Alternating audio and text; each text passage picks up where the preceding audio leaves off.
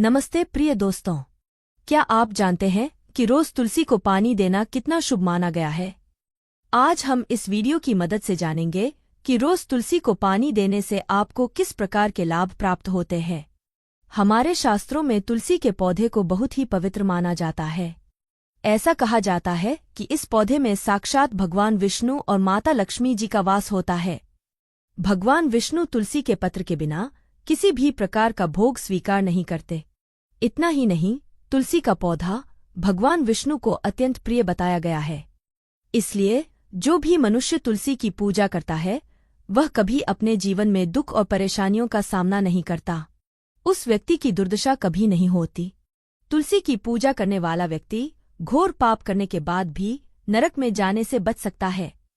आप सोच रहे होंगे कि मात्र तुलसी के पौधे को जल देने से हमें क्या फल मिल सकते हैं। हम आपको इस वीडियो में विस्तार से बताएंगे, लेकिन उससे पहले अगर आप भी चाहते हैं कि लक्ष्मी माता का आशीर्वाद हमेशा आपके साथ रहे तो इस वीडियो को एक लाइक करें और चैनल को सब्सक्राइब करें और कमेंट बॉक्स में जय लक्ष्मी माता जरूर लिखें। दोस्तों, एक बार देवी सत्यभामा ने भगवान श्रीकृष्ण से पूछा, हे स्वामी, आप तो तीनों लोकों के स्वामी हैं, लेकिन फिर भी आप तुलसी के पौधे की पूजा क्यों करते हैं और इसे नित्य जल क्यों चढ़ाते हैं? इसका क्या महत्व है? तब भगवान श्रीकृष्ण ने कहा, हे देवी सत्यभामा, तुलसी का पौधा साक्षात माता लक्ष्मी का स्वरूप है। इसकी पूजा अर्चना और जल चढ़ाने के करोड़ों फायदे हैं। इसे जल चढ़ाने मात्र से ही मनुष्य के करोड़ों पाप समाप्त हो जाते हैं। तुलसी के पौधे को जल देने के महत्व को समझाने से पहले मैं तुम्हें एक प्राचीन कथा सुनाता हूँ। इस कथा से तुम्हारे सभी प्रश्नों का उत्तर स्वतः ही मिल जाएगा, इसलिए इस कथा को ध्यानपूर्वक सुनो। तब श्रीकृष्ण कहते हैं, हे देवी, जो भी मनुष्य इस कथा का केवल श्रवण कर लेता है उसे 100 वर्षों तक तुलसी को जल देने का फल प्राप्त होता है। यह सुनकर देवी सत्यभामा ने कहा, हे प्रभु, मैं इस कथा को अंत तक अवश्य सुनना चाहती हूँ। कृपया आप मुझे यह कथा सुनाइए। तब श्रीकृष्ण ने कहा, हे देवी, पूर्वकाल की बात है। अवंतीपुरा में धनेश्वर नामक एक ब्राह्मण रहता था। वह धर्म से तो ब्राह्मण था, परंतु कर्म से भ्रष्ट था। वह कपटी था और चमड़ा आदि बेचकर धन कमाता था। उसने अपने जीवन में अनेक झूठ बोले और उसका मन सदा बुरे विचारों से भरा रहता था। वह चोरी, वेश्यागमन और जुए का आदी था। उसने अपने जीवन में कभी भी कोई पुण्य कार्य नहीं किया और न ही शास्त्रों का अध्ययन किया। पूजा पाठ से उसका कोई संबंध नहीं था। उसका मन सदैव दूसरों के धन पर लगा रहता था। वह दिन में धन कमाता और रात्रि में वेश्याओं के साथ समय बिताता था। इस प्रकार वह अत्यंत पापी व्यक्ति बन चुका था। धनेश्वर ब्राह्मण अपना जीवन केवल पाप करने में व्यतीत कर रहा था। उसने अपने मुख से कभी भी भगवान विष्णु का नाम नहीं लिया। इसी तरह अनेक पाप करते हुए उसे कई वर्ष बीत गए। फिर वह धनेश्वर ब्राह्मण खरीदी और बिक्री करने की हालत में नहीं रहा। नगर के पास नर्मदा नदी बहती थी। वहां स्नान करने के लिए दूर दूर से लोग आया करते थे। वह ब्राह्मण भी उसी नदी के किनारे के एक आश्रम में ठहरा।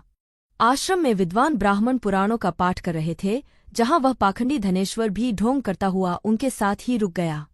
विद्वान ब्राह्मणों के साथ रहकर उसे भी श्री हरि विष्णु के नाम सुनने का अवसर मिला। वह उस स्थान पर 1 महीने तक रहा। फिर वहां आए लोगों ने गाय का पूजन करके ब्राह्मणों को भोजन कराया। उसी भोजन में पापी धनेश्वर ब्राह्मण ने भी हिस्सा लिया। उस आश्रम में एक तुलसी का पौधा भी था। जाने अनजाने में वह ब्राह्मण उसी तुलसी के पौधे में पानी डालता था। उसके मन में कोई विचार नहीं था कि वह क्या कर रहा है, लेकिन फिर भी सुबह उठकर वह तुलसी के पौधे में पानी डाल दिया करता था। फिर एक दिन जब वह आश्रम में सो रहा था, उस स्थान पर एक सर्प आ गया। सर्प ने पापी ब्राह्मण को नींद में ही काट लिया और उसकी उसी समय मृत्यु हो गई। सुबह जब बाकी ब्राह्मणों ने उसे बेहोश अवस्था में देखा तो उन्होंने उसके मुंह में तुलसी के पत्ते रख दिए। सभी ब्राह्मणों को पता चला कि उसकी मृत्यु हो गई है। पापी ब्राह्मण की मृत्यु के बाद वहां यमदूत प्रकट हुए और उसे पकड़कर यमलोक ले जाने लगे। रास्ते में जाते हुए वह ब्राह्मण विलाप करने लगा और यमदूतों से कहने लगा, हे यमदूतों, मुझे कहाँ ले जा रहे हो? मेरी मृत्यु आखिर किस कारण से हुई?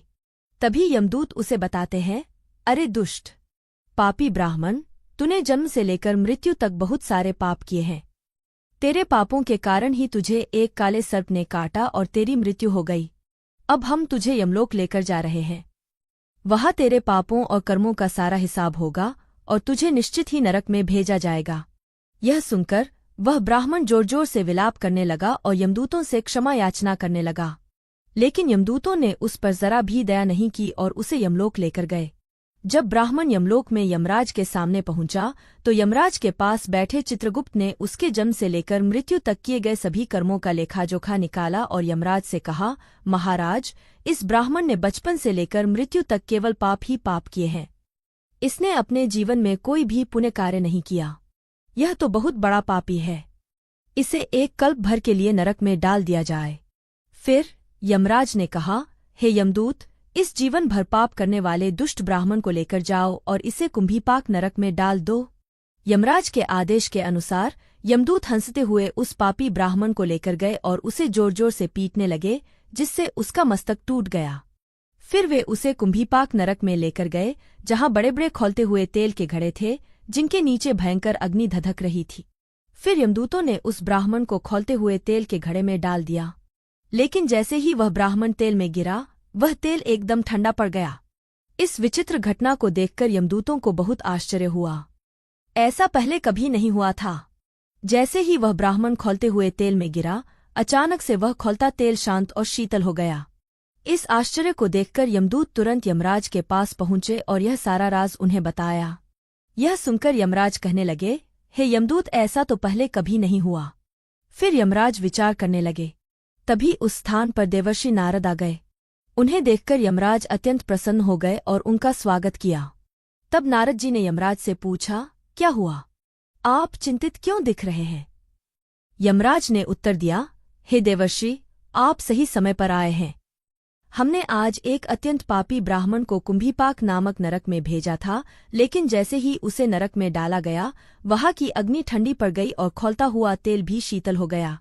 यह सुनकर देवर्षि नारद बोले, हे धर्मराज, आपने जिस ब्राह्मण को कुंभीपाक नरक में भेजा है, वह नरक में जाने योग्य नहीं है, क्योंकि अनजाने में ही उसने ऐसा एक पुण्य कर्म कर दिया है, जिसने उसके सभी पापों का नाश कर दिया। जो भी व्यक्ति पुण्य करने वाले लोगों के साथ रहता है, उसे उनके पुण्य का भाग अवश्य ही मिलता है। यह ब्राह्मण 1 महीने तक भगवान विष्णु के भक्तों के साथ रहा है, और सबसे बड़ी बात, इसने आश्रम में रहते हुए नित्य तुलसी के पौधे को जल अर्पित किया है। इस कारण उसने असीम पुण्य अर्जित किया है, जिससे इसके समस्त पाप नष्ट हो गए हैं। अब यह ब्राह्मण विष्णु लोक जाने का अधिकार रखता है। उसने अनजाने में ही इतना पुण्य कमा लिया है, जो जन्म जन्मांतर में भी मिलना कठिन होता है। इसलिए इसे नरक में नहीं भेजा जाना चाहिए। इसके लिए यह उचित दंड होगा कि यह बस पूरे नरक का भ्रमण करे। देवर्षि नारद की बात सुनकर यमराज अत्यंत प्रसन्न हो गए और ब्राह्मण को कुंभीपाक नामक नरक से निकाल लाए। फिर यमराज ने अपने दूतों से कहा, हे दूतों, इस ब्राह्मण महात्मा को ले जाओ और संपूर्ण नरक का दर्शन कराए। यमराज के आदेश अनुसार दूत उसे पूरे नरक का दर्शन कराने ले गए। भगवान श्रीकृष्ण कहते हैं, हे देवी सत्यभामा, इसके बाद वह ब्राह्मण एक यक्ष बन गया। इसलिए जो भी मनुष्य नित्य तुलसी की पूजा करता है और तुलसी के पौधे को जल अर्पित करता है, वह भगवान विष्णु और माता लक्ष्मी का अत्यंत प्रिय हो जाता है। ऐसा व्यक्ति कभी भी दुर्दशा का सामना नहीं करता और नरक को नहीं भोगता। जिन घरों में तुलसी का पौधा सदैव हरा भरा रहता है, वहाँ सुख, शांति और समृद्धि हमेशा बनी रहती है। भगवान विष्णु की पूजा में और उन्हें अर्पित किए जाने वाले भोग में तुलसी के पत्र अवश्य होने चाहिए, क्योंकि तुलसी के बिना भगवान विष्णु किसी भी प्रकार का भोग स्वीकार नहीं करते।